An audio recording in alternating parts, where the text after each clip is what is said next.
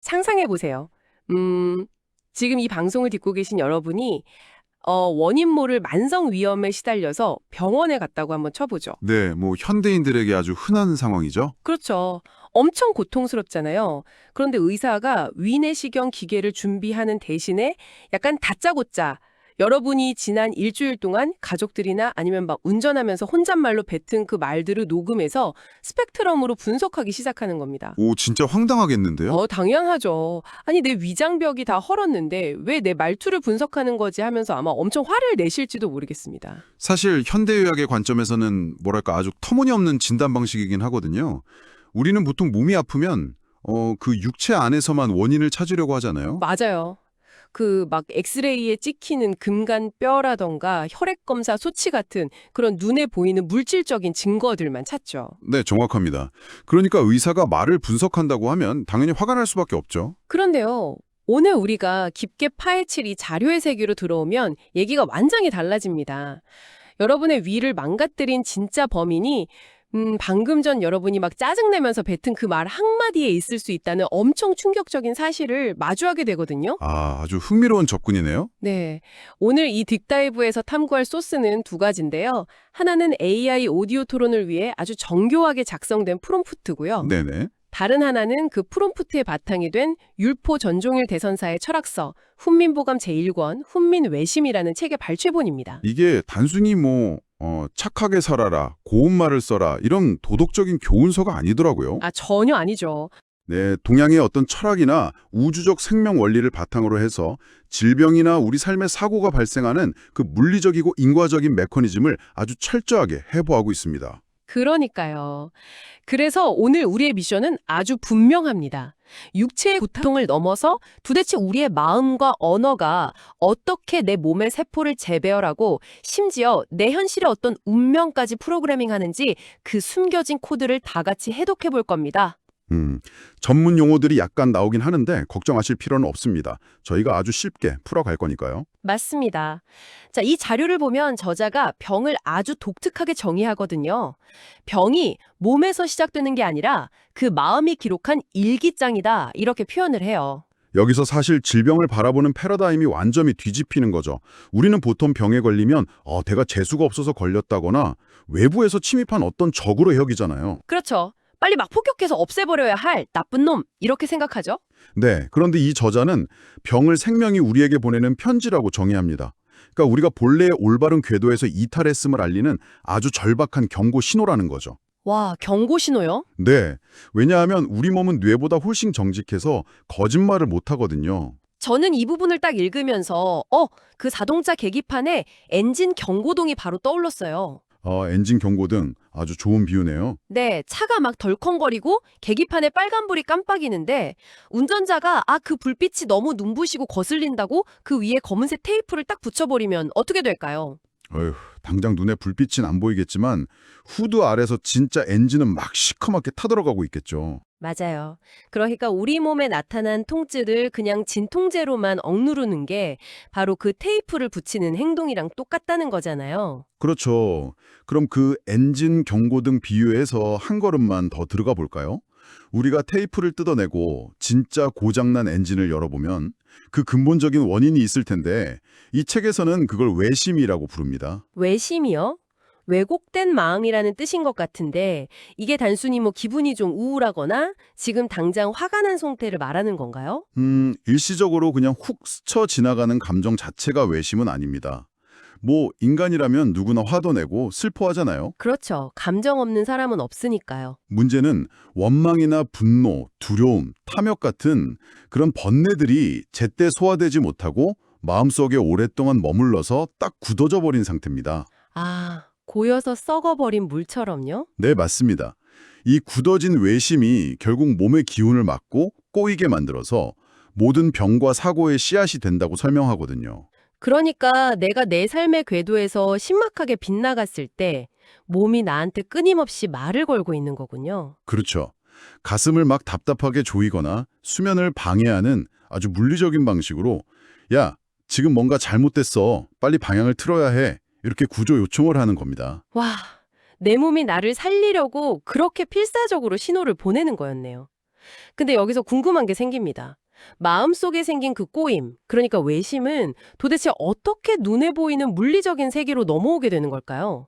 엔진이 타들어가고 있다는 걸 외부에서 뭘 보고 아냐는 거죠.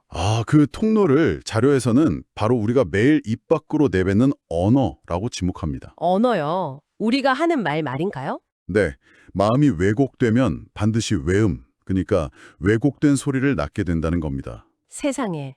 여기서 정말 흥미로워지는데요. 이 대목이 사실 이 철학서의 가장 독창적이고 심오한 지점이에요. 그 세종대왕이 창제한 훈민정음이 우주와 생명의 이치를 담은 바른 소리, 즉 정음이라면 반대로 내면의 원망이나 분노를 듬뿍 담아서 내뱉는 말은 훈민외음이 된다는 겁니다. 생명의 본래 울림에서 완전히 벗어난 소리라는 거죠. 잠깐만요. 이거 진짜 중요한 부분 같은데 조금만 더 구체적으로 파고들어 볼게요. 예를 들어 제가 출근길 지하철에서 누가 제 발을 꽉 밟았어요. 그래서 진짜 짜증나네. 이렇게 뱉었다고 쳐볼게요. 이게 그냥 공중으로 흩어지는 가벼운 불평이 아니라 제 몸에 진짜 물리적인 타격을 입힌다는 뜻인가요? 네, 맞습니다. 아니 어떻게 그게 가능하죠? 그냥 말일 뿐이잖아요. 그걸 이해하려면 소리의 파동과 공명이라는 메커니즘을 좀 아셔야 합니다.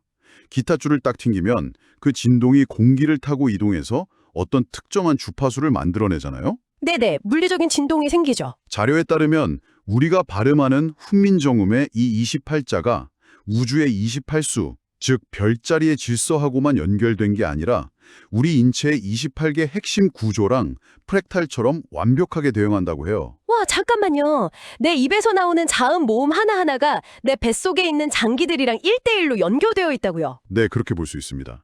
그러니까 언어는 단순히 내 기분을 설명하는 어떤 추상적인 기호가 아니라는 겁니다. 아주 강력한 물리적 주파수죠. 와, 맙소사. 여러분이 막 짜증나, 죽겠어 이런 외음을 뱉어낼 때 그 특정한 불협화음의 주파수는 여러분의 심장이나 간, 위장 같은 특정 장기에 아주 직접적인 타격을 가합니다. 미세하게 금이 가다가 쨍하고 깨지잖아요. 그런 건가요? 아주 완벽한 비유입니다. 거칠고 차가운 외음의 파동을 계속 내뱉으면 우리 몸의 오장육부 밸런스가 진짜 그렇게 물리적으로 무너지는 거예요. 진짜 무서운 이야기네요. 내 입이 나를 찌르는 무기가 될 수 있다는 거잖아요. 그렇게 내 몸의 파동이 다 깨져버리면 결국 내 행동도 다 꼬이게 되겠군요. 아주 당연한 수순이죠.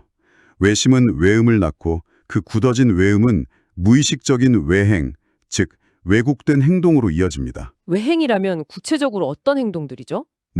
사람을 볼 때 시선이 삐딱해진다거나 걸음걸이가 막 초조해지고 타인과의 관계에서 끊임없이 충돌을 일으키는 거죠.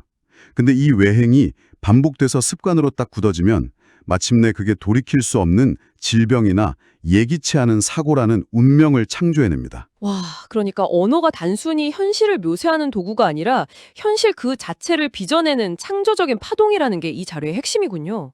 결국 내가 매일 무심코 내뱉는 그 말들이 내일 내가 겪을 사고나 병을 직접 프로그래밍하고 있다는 뜻이네요. 네, 정확합니다. 그렇다면 도대체 어떤 마음들이 우리의 파동을 그렇게 끔찍하게 왜곡시키는 걸까요? 자료를 보니까 우리를 병들게 하는 핵심적인 어떤 108번뇌들을 해부하고 있던데요. 분노, 원망, 탐욕, 두려움 막 이런 것들요. 책에서는 이 감정들의 실체를 아주 냉철하게 꼬집습니다. 우리는 흔히 분노를 남을 향해서 쏘는 화살이라고 생각하잖아요.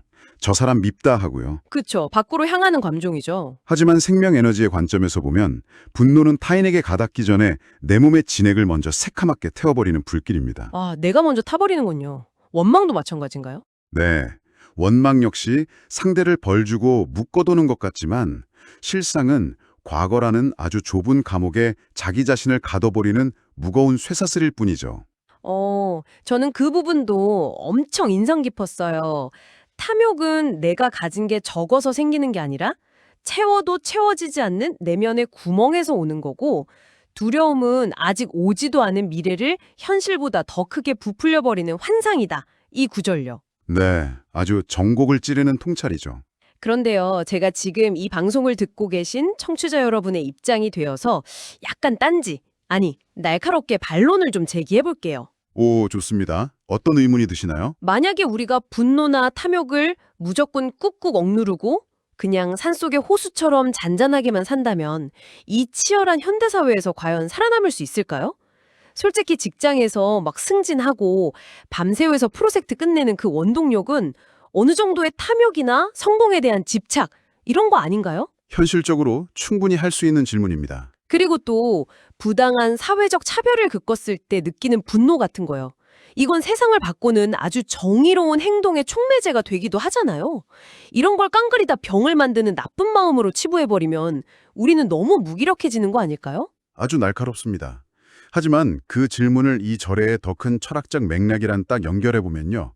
저자가 그런 감정들을 무조건 척결해야 할 절대 악으로 규정하는 게 아니라는 걸 알 수 있습니다. 아, 나쁜 게 아니다. 선악의 문제가 아니라 철저한 비용, 즉 코스트와 인과관계의 문제로 보는 거죠. 비용이요? 무슨 비용을 치른다는 거죠? 네, 당신의 말대로 탐욕이나 분노가 단기적인 성과를 내고 승진을 가져다 줄 수는 있습니다. 하지만 그 대가로 매일 밤 외심과 외음의 주파수가 당신의 면역계와 신경계를 다 갉아먹는다는 아주 물리적인 청구서가 날아온다는 겁니다.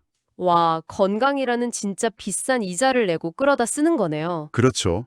그래서 자료에서는 이런 번뇌들을 본래의 순수한 생명 상태, 즉 빛을 등지고 있을 때 길어지는 그림자라고 표현합니다.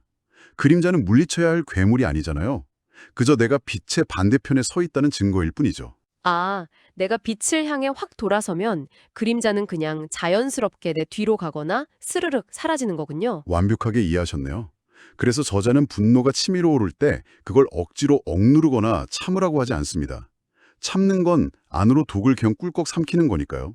그럼 어떻게 해야죠? 핵심은 분노라는 감정의 소용돌이에 막 휩쓸려가는 대신에 그 감정의 뿌리를 가만히 관찰하는 겁니다. 뿌리를 관찰한다고요? 예를 들어 도로에서 앞차가 확 끼어들었을 때 솟구치는 분노를 가만히 뜯어보면 그 밑바닥에는 내가 상황을 통제하지 못한다는 두려움이나 남한테 무시당하기 싫어하는 인정 욕구 같은 게 숨어 있거든요.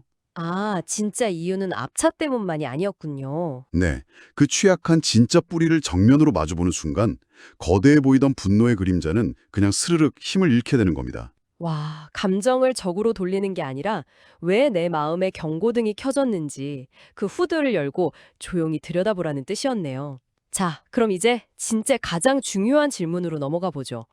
내 마음에 구멍이 났고 내 언어가 막 끔찍한 불협화음을 내고 있다는 걸 이제 깨달았습니다.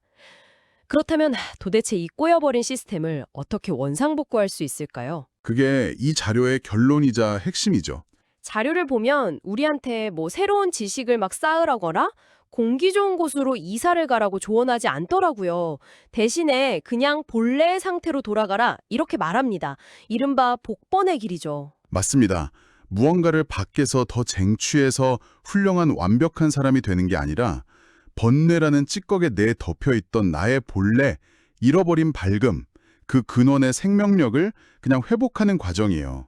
저는 이 복번이라는 단어를 딱 보는 순간 스마트폰의 공장 초기화 기능이 생각났어요. 오, 공장 초기화요? 네, 스마트폰이 악성 바이러스, 즉 수많은 외심이랑 스트레스에 감염돼서 막 배터리도 빨리 닳고 버벅거린다고 해보죠. 우리는 흔히 이 문제를 고치겠다고 최신 백신 앱을 또 다운로드 받거나 폰 케이스를 막 화려한 걸로 바꾸잖아요. 외부의 성취나 힐링 프로그램으로 마음의 병을 고치려는 것처럼요. 아, 그런데 운영체제 자체가 꼬여 있다면 겉포장을 화려하게 바꾸는 건 아무 소용이 없죠. 또 버벅거릴 테니까요. 맞아요. 진짜 유일한 해결책은 설정 메뉴 저 깊은 곳에 들어가서 초기화 버튼을 꾹 누르는 겁니다. 폰이 처음 공장에서 출고됐을 때 그 단 하나의 쓸데없는 앱도 안 깔려 있던 텅 비고 가볍고 완벽했던 상태로 시스템 자체를 되돌리는 거예요. 무언가를 더 다운로드하는 게 아니라 불필요한 걸 과감하게 싹 지워내는 그 과정이 바로 저제가 말하는 복번 아닐까요? 와, 정말 훌륭하고 찰떡 같은 비유입니다. 사실 그 초기화의 과정을 저자는 공모자라는 아주 독특하고 심오한 우주 철학으로 해설을 하거든요. 아, 공모자요. 단어가 조금 어려운데 어떤 원리인지 좀 더 직관적으로 쉽게 풀어주실 수 있나요? 네. 일단 공, 비어있을 공은 정말 아무것도 없이 텅 비었다는 뜻이 아니라 모든 생명과 에너지가 새롭게 탄생할 수 있는 근원의 가능성을 뜻합니다. 아까 말씀하신 초기화된 깨끗한 바탕화면 같은 마음의 본래 상태죠. 아, 무한한 가능성의 공간이군요. 그럼 모는요? 어머니 모인가요? 네, 모는 그 생명의 기운을 품고 순환시키는 잉태의 힘입니다. 그리고 마지막 자, 아들자는 그것이 눈에 보이는 현실의 모양으로 딱 발현된 결과물이고요. 공모자. 빈 공간에서 품어서 현실로 낳는다. 맞습니다. 그런데 이 우주적인 질서를 우리의 호흡과 언어에 대입해보면 아주 놀라운 메커니즘이 딱 나타나요. 언어에도 공모자가 적용된다고요? 네, 훈민정음에서 아, 야, 여 같은 모음 11자는 생명의 숨결, 즉 에너지를 싣고 나르는 어머니의 역할을 합니다. 그래서 이름도 모음인 거죠. 아, 대박. 그렇군요. 그리고 기억, 니은 같은 자음 17자는 그 에너지가 현실에서 어떤 형태로 부딪힐지 방향과 구조를 딱 잡아주는 자식의 역할을 하고요. 와, 자음 모음이 그냥 소리가 아니었네요. 그렇죠. 그래서 내 안에 텅 빈 맑은 마음, 즉 공에서 바른 호흡과 모음을 타고 바른 자음의 말과 행동으로 딱 출력되는 과정. 이것이 바로 정심, 정음, 정행입니다. 마음, 말, 행동이 하나로 쭉 이어지는 거군요. 네, 이것은 그냥 착하게 살아라 하는 단순한 도덕률이 아니라 내 몸의 주파수를 대우주의 생성 원리에 완벽하게 튜닝하는 거대한 공명 작업인 셈입니다. 세상에 내 입 밖으로 나가는 한마디 한마디가 우주의 시스템이랑 막 동기화되는 과정이었다니. 갑자기 제가 평소에 하는 말들의 무게가 엄청 무섭고 무겁게 느껴집니다. 자연스러운 반응입니다. 알면 함부로 말하기 힘들죠. 근데요, 이 우주적 튜닝, 공모자 원리 다 너무 좋고 감동적인데요. 솔직히 당장 이 방송 끄고 나면 우리 청취자분들은 또 지옥철에 시달려야 하고 거래처 직원이 보낸 완전 무례한 메일에 답장을 써야 하잖아요. 이런 치열한 일상 속에서 이걸 당장 어떻게 써먹을 수 있을까요? 공장 초기화하려면 폰 전원을 꺼야 하는데 우리 삶은 끌 수가 없잖아요. 다 때려치우고 산속에 들어가서 도라도 닦아야 됩니까? 전혀 그렇지 않습니다. 철학이 현실의 발을 딱 딛지 못하면 그냥 공허한 뜬구름 잡는 소리에 불과하겠죠. 자료의 부록을 보면 가장 혼란스럽고 바쁜 일상 한복판에서 실천할 수 있는 구체적인 정심수행 10단계가 딱 제시되어 있습니다. 오, 산속이 아니라 사무실 의자 위에서도 당장 할 수 있는 건가요? 그럼요. 가장 첫걸음은 바로 멈춤입니다. 하루 중 단 1분이라도 좋으니까 막 폭주하는 생각의 쳇바퀴를 잠시 멈추고 내 마음이 지금 어느 방향의 주파수를 쏘고 있는지 가만히 관찰하는 거죠. 1분 멈춤. 그건 할 수 있겠네요. 그리고 매일 너무나 당연하게 여겼던 아침에 눈 뜨는 일, 밥 먹는 일 속에서 기적을 발견하는 감사, 그리고 나의 언어 습관을 스스로 모니터링하는 언어 정화 같은 것들이 포함되어 있습니다. 아, 저는 그 10단계 중에서 용서에 대한 구절을 읽고 진짜 한참을 멍하니 있었어요. 어떤 부분 때문이셨죠? 솔직히 누군가 나한테 평생 지울 수 없는 큰 상처를 주었을 때 우리는 흔히 아니 내가 왜 그 사람을 용서해서 그 사람 마음을 편하게 만들어줘야 돼 하면서 억울해하잖아요. 그렇죠. 괘씸하니까요. 그런데 저자는 용서가 나를 아프게 한 상대를 위한 선물이 절대 아니라고 아주 명확하게 선을 긋더라고요. 그럼 누구를 위한 거라고 하던가요? 바로 나 자신을 구출하는 유일한 해방의 열쇠라는 거예요. 상대방은 이미 두 발 쪽 뻗고 코 골면서 자고 있을지 모르는데 나는 그 사람을 미워하느라 내 마음속에서 막 엄청난 독소, 즉 외심과 외음을 24시간 끊임없이 생산하고 있는 거죠. 스스로 몸을 망치고 있는 거군요. 맞아요. 용서하지 못한다는 건 결국 나를 찌른 그 사람을 내 마음속 감방에 가둬두고 내가 평생 그 감방에 간수 노릇을 하면서 내 아까운 에너지를 갉아먹는 짓이라는 그 깨달음이 진짜 뒤통수를 세게 때리더라고요. 와, 아주 깊이 있고 훌륭한 통찰입니다. 미움의 주파수를 내가 먼저 끊어내지 않으면 그 파동은 결국 내 장기를 망가뜨리니까요. 그리고 여기서 자료가 던지는 아주 따뜻한 위로의 메시지가 하나 더 있습니다. 위로요. 복본을 향해 가는 그 길이 결코 단 한 번의 실수도 허용하지 않는 무슨 숨막히는 완벽주의가 아니라는 점입니다. 완벽한 성자가 될 필요는 없다는 뜻인가요? 네, 우리는 어디까지나 평범한 인간이기에 살다 보면 또 화를 낼 거고 또 남 탓을 할 겁니다. 그래서 저자는 가다가 넘어지는 걸 두려워하지 말라고 해요. 대신 나의 허물과 잘못 뱉은 외음을 변명하지 않고 쿨하게 솔직히 인정하는 참회의 힘을 엄청 강조합니다. 인정하는 거요? 네, 참회는 내가 졌어 하고 굴복하는 패배가 아니라 내 주파수가 지금 어긋났구나 하고 알아채고 다시 주파수 다이얼을 제대로 돌리는 진정한 회복의 첫 단추인 겁니다. 엎어졌을 때 그 자리에 막 주저앉아서 나는 왜 이럴까 자책만 하는 게 아니라 탁탁 먼지 털고 다시 내 원래 궤도로 돌아오는 아주 쿨한 인정이군요. 맞습니다. 그리고 그 궤도 수정에 있어서 가장 빠르고 강력한 부스터 역할, 그 엔진이 바로 감사입니다. 아, 아까 말씀하신 감사요. 네, 감사는 내 삶의 조건이 막 완벽하게 다 갖춰져서 배부를 때 하는 결과물이 아니에요. 내 시선을 없는 것, 즉 결핍에서 이미 있는 것, 풍요로 강제 전환시켜버리는 가장 적극적이고 강력한 주파수 세팅 기술인 셈이죠. 정말 듣다 보니까 고개가 절로 끄덕여지네요. 오늘 우리는 몸에 나타난 통증이나 삶에 예기치 않은 사고들이 그저 내가 운이 나쁘다거나 밖에서 들어온 바이러스 때문만이 아니라 우리 내면 아주 깊은 곳에 외심과 또 무심코 막 뱉어내는 찌그러진 주파수, 외음에서 비롯된다는 아주 무겁고도 놀라운 메커니즘을 심층적으로 파헤쳐 보았습니다. 네, 아무리 수천만 원짜리 최신 의료기기를 쓰고 비싼 영양제를 한 움큼씩 먹어도 내 마음의 주파수가 뿜어내는 그 파괴적인 공명을 막아줄 수는 없다는 사실을 명심해야 합니다. 그렇죠. 결국 진정한 치유의 시작과 끝은 외부가 아니라 내 마음의 거울을 매일 투명하게 닦아내고 맑은 모음과 바른 자음을 조합해서 정심, 정음, 정행을 매 순간 끈질기게 선택해 나가는 그 복본의 여정에 있는 거죠. 네, 맞습니다. 오늘 이 딥다이브를 마무리하면서요. 지금 이 목소리에 귀 기울이고 계신 여러분께 자료에 담긴 마지막 진실을 하나 전해드리고 싶습니다. 시간이 흘러서 언젠가 우리 모두 이 세상을 떠나는 날이 오겠죠? 네, 누구도 피할 수 없죠. 그때 우리가 저 세상으로 가져갈 수 있는 건 통장의 잔고도 아니고 사람들이 막 우러러보던 명함의 직함도 아닙니다.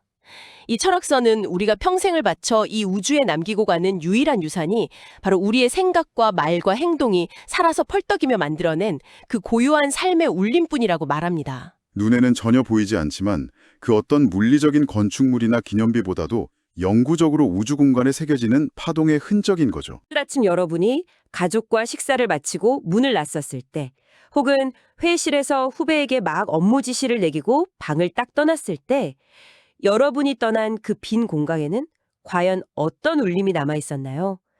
당신이 남긴 그 파동은 사람들의 숨통을 틔우고 생명의 기운을 막 살려내는 따뜻한 정음이었나요? 아니면 공기를 차갑게 얼어붙게 만들고 보이지 않는 상처를 남긴 외음이었나요? 오늘 하루 세상의 그 시끄러운 소음은 잠시 꺼두시고 여러분의 가장 깊은 곳에서 당신을 살리기 위해 애타게 보내고 있는 진짜 주파수 신호에 가만히 귀 기울여 보시길 바랍니다.